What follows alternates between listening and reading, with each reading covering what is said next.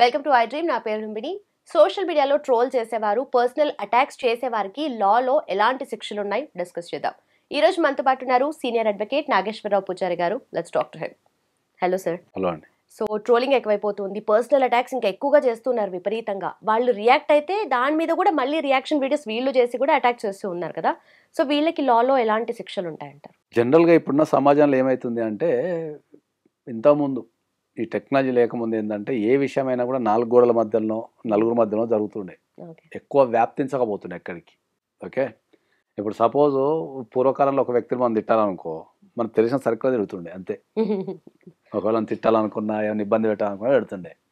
ఇప్పుడున్న దాని ప్రకారం ఏంటంటే, మనకి ఎవరైనా ఒక వ్యక్తి తెలుసు, వాడిని తిట్టాలనుకుంటే వాని అకౌంట్లో పోయి వాని మీద కామెంట్ చేస్తే ప్రపంచం మొత్తం తెలిసిపోతుంది, ఎక్కడో కూర్చున్న వ్యక్తిలో కూడా తెలిసిపోతున్నది. సో ఎవరైనా కూడా ఏంటంటే, మనల్ని ఎవరన్నా సోషల్ మీడియాలో ఇబ్బంది పెట్టినా, లేకపోతే డిఫేమ్ చేసినా, డిఫమేటరీ వర్డ్స్ యూజ్ చేసినా, మనకు ఏ వ్యక్తి వల్లనన్నా కనుక మనకు డిఫేమ్ కనుక అయితే, మనం సామాజికంగా కావచ్చు లేకపోతే ఫైనాన్షియల్గా కావచ్చు అయితే కనుక వాళ్ళ మీద మనం 2 రకాల చర్యలు తీసుకునే అవకాశం ఉంటుంది. ఓకే, ఒకటి మనము సివిల్ డిఫమేషన్ వేసుకోవచ్చు, రెండోది క్రిమినల్ డిఫమేషన్ వేసుకోవచ్చు. ఓకే, సో సివిల్ డిఫమేషన్ అంటే ఏముంటుంది అంటే ఏంటంటే, మనం ఆ వ్యక్తి నుంచి కాంపెన్సేషన్ అడగటాన్ని మనం సివిల్ డిఫమేషన్ అంటాం. సింపుల్. ఏముంటుంది, ఒక వ్యక్తి నన్ను అనవసరంగా ఒక మాట అన్నాడు, లేకపోతే సమాజంలో నన్ను డిఫేమ్ చేసిండు, లేకపోతే ఆ వ్యక్తి అలా మాట్లాడడం వల్ల నేను మానసిక వేదనకు గురైపోయినా, దీనివల్ల నాకు మానసిక ప్రాబ్లం కలిగించింది కాబట్టి ఆ వ్యక్తి మీద షూ చేస్తూ నాకు ఇంత అమౌంట్ ఇప్పియండి, ఆ వ్యక్తి తప్పు చేశాడు కాబట్టి షూ చేస్తూ నాకు ఇంత అమౌంట్ ఇప్పియండి అనేది civil defamation. Okay. So civil డిఫమేషన్లో ఓన్లీ మీరు కాంపన్సేషన్ అడగగలుగుతారు.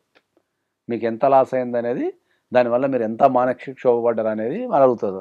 అప్పుడప్పుడు మనం పేపర్లలో, టీవీలలో చూస్తాం కదా, సివిల్ దావా చేసినా నా పరువుకు నష్టం కలిగించినావు కాబట్టి నిన్ను 100 కోట్లు అడుగుతా, 200 కోట్లు అడుగుతా అని పెద్ద పెద్ద రాజకీయ నాయకులు అంతా అడుగుతుంటారు చూడు. దాన్ని సివిల్ డిఫమేషన్ అంటాం.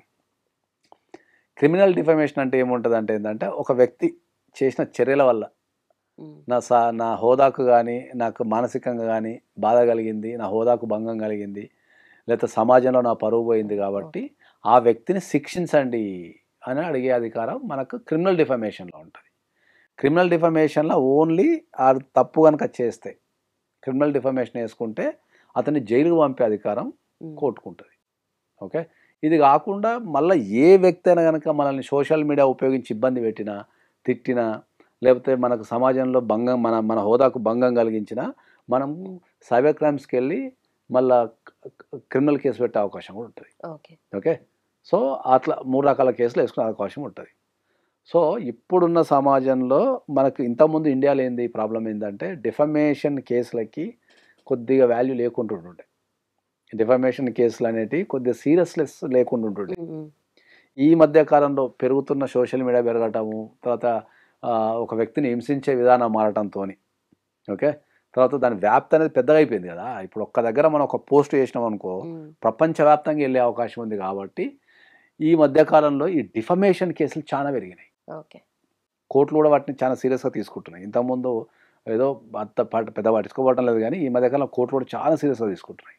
ఓకే, సివిల్ డిఫమేషన్ కేసులు కానీ, క్రిమినల్ డిఫమేషన్ కేసులు కానీ, మనకు డిఫమేషన్ అనేది ఇండియాలో రాబోయే కాలంలో విపరీతంగా పెరిగే అవకాశం ఉంది, విపరీతంగా. సో మీరు అన్నట్టుగా ఈ కేసెస్ పెరిగిపోతున్నాయి, దాని వాల్యూ కూడా పెరుగుతుంది, వాడి ఫైలింగ్ కూడా పెరుగుతుంది. ఎందుకంటే అది ప్రాబ్లం ఏమవుతుందంటే, అది మొత్తం సోషల్ డ్యామేజ్ చేస్తుంది.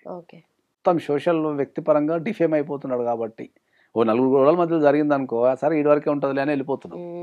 కానీ అది ప్రపంచానికి తెలిసేటట్టు వాళ్ళు చేయటం వల్ల ఏంటంటే మొత్తం ఇమేజ్ డ్యామేజ్ అవుతుంది కాబట్టి వీళ్ళు కూడా ఊకోవటం లేదు.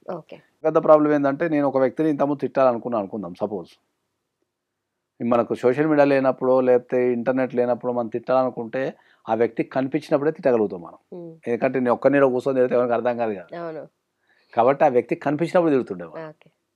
ఇప్పుడు ఎవరన్నా వ్యక్తిని తిట్టాలనుకో, ఎక్కడ మనకి ఇప్పుడు తిట్టాలనిపించింది అనుకో, సార్ వాని ఖాతా వాని ఇన్స్టాగ్రామ్లోకి వెళ్ళో, వాని ఫేస్బుక్లోకి వెళ్ళో, లేకపోతే వాని ఎక్కడో దగ్గర ఆన్లైన్లో పోయి రప్ప వాని గురించి ఇష్టం అనేది తెలుసుకోవడం. సో మనిషికి ఎమోషన్ అనేది ఆగటం లేదు.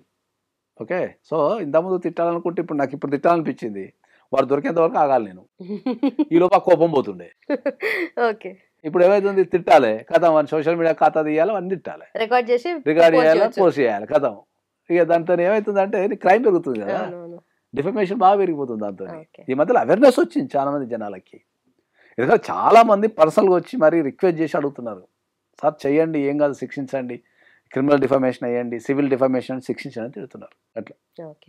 And for more videos, Please subscribe to iDream. Please subscribe to iDream. Please subscribe iDream. And please subscribe to iDream. For more videos, subscribe to iDream. please like, share and subscribe to the channel. Congratulations, iDream. Subscribe to iDream.